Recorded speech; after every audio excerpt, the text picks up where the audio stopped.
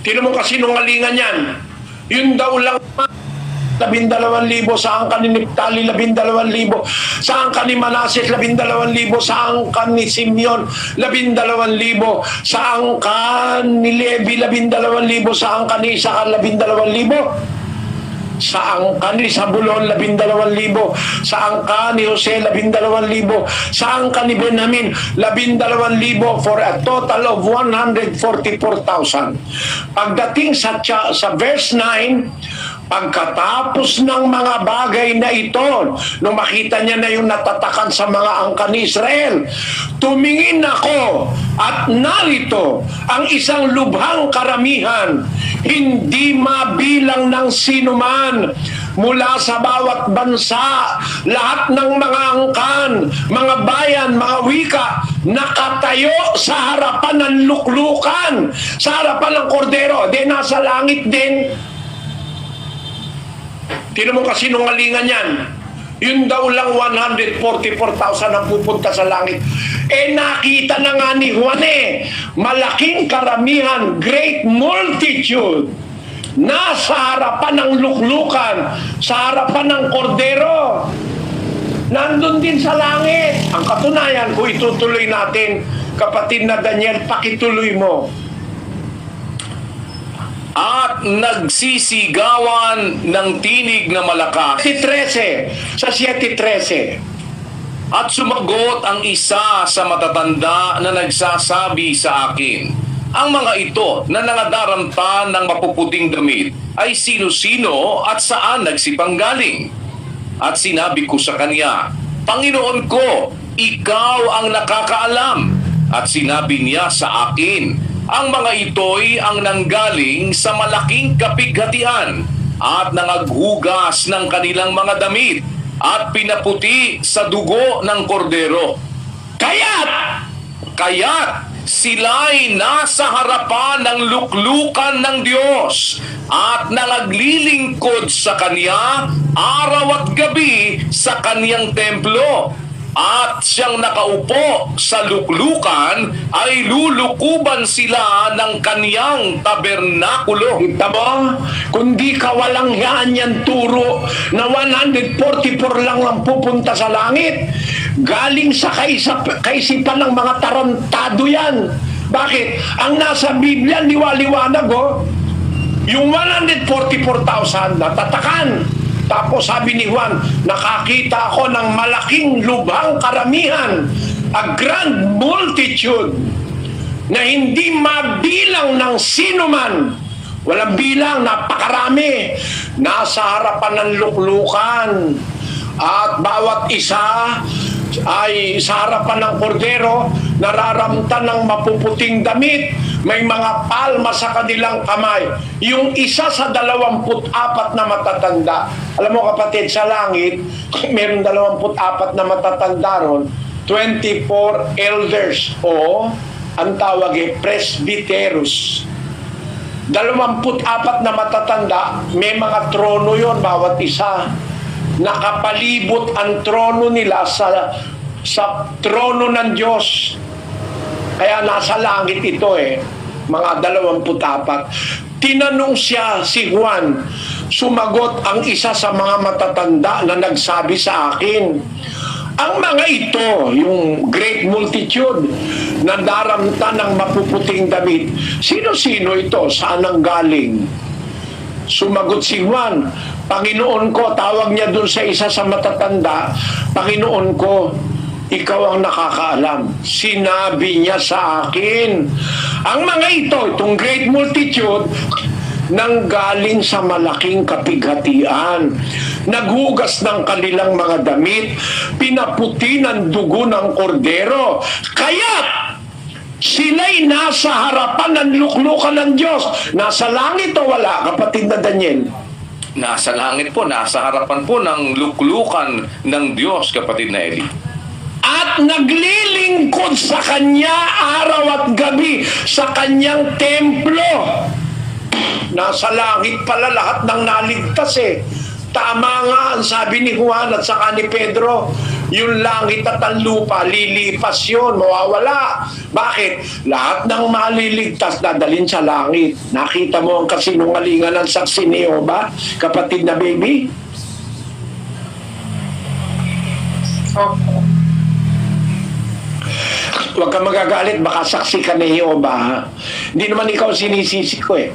Ang sinisisi ko, yung mga tarantadong Amerikanong nanloko sa Pilipino. Napakagagago. Hindi marunong magbasa ng Biblia.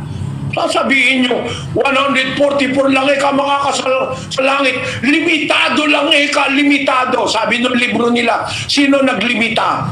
Yung katarantaduhan ng utak ng mga pastor nyo? O sige, hamunin nyo yung pinakamataas ng watchtower. Haharapin ko sa diskusyon. Patutunayan ko sa pinakamataas na authority ng watchtower, Bible and Tract Society, ginagago niya ang lahat ng tao sa mundong naniwala sa kanya. Ginago na ninyo. Ginago nyo. Napakawawalang hiyan ninyo. Eh, tinan mo, sabi ng kanilang libro. Basahin mo nga, kapatid na Daniel. God be true. Page 121.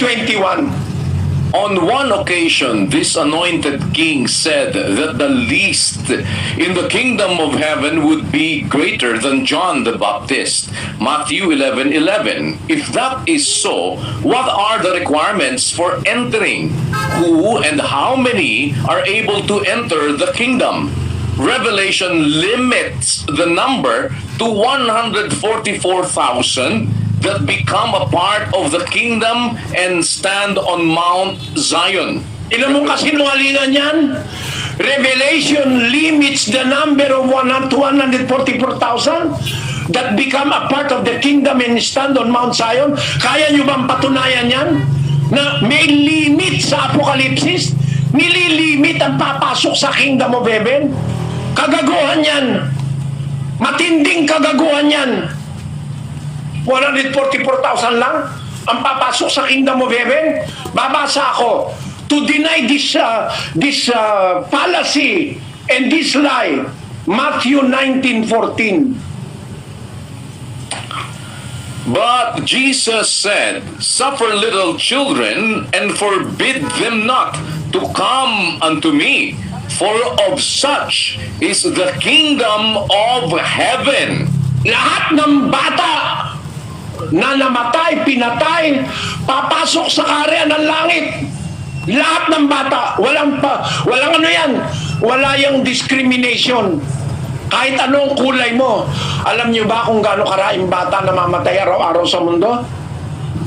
Lagay natin. Pakapatid na Daniel, pakibasa mo. About 29,000 children under the age of 5, 21 each minute, die every day. Tapos, 7,000 newborns die every day. every day, 7,000 newborns. About 29,000 from age under 5 age. 21 each minute die every day. Where are they going? Believing on the Lord Jesus Christ, they are going to heaven.